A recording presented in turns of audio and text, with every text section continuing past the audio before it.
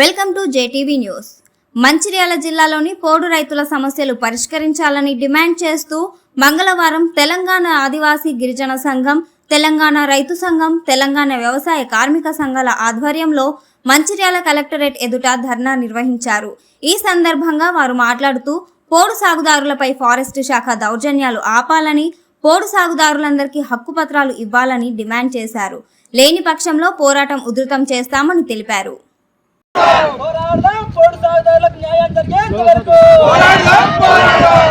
జిల్లాలో ఉన్న మారుమూల గ్రామాల నుంచి పెద్ద ఎత్తున ఆదివాసీ ప్రజలు, గిరిజనేతర పేదలు తరలి వచ్చారు మంచిర్యాల కలెక్టరేట్ కార్యాలయానికి.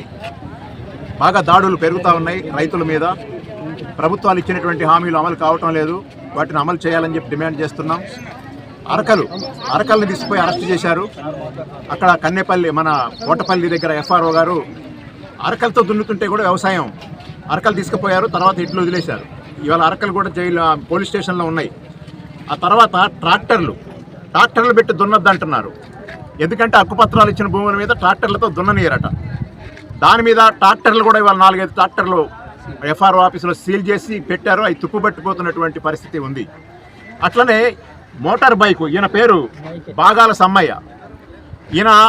ఈయన మోటార్ బైకు, పొలంలో ఉన్న మోటార్ బైక్ను కూడా పట్టకపోయారు. మోటార్ బైక్ని తీసుకుపోయి అరెస్ట్ చేశారు. ఇప్పుడు ఈయన మోటార్ బైక్ కూడా అరెస్ట్లో ఉంది. ఎంత విచిత్రంగా ఉంది చూడండి దాడులు జరుగుతున్నటువంటి తీరు.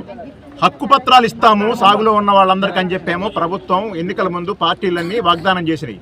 గతంలో ఉన్న ప్రభుత్వం కొన్ని ఎకరాలకు ఇచ్చింది, ఇది పెండింగ్లో ఉంది. ఈరోజు ఏమన్నారంటే అందరికి ఇస్తామని చెప్పారు, కానీ ఇప్పటివరకు కూడా రోడ్ మ్యాప్ ప్రకటన చేయలేదు.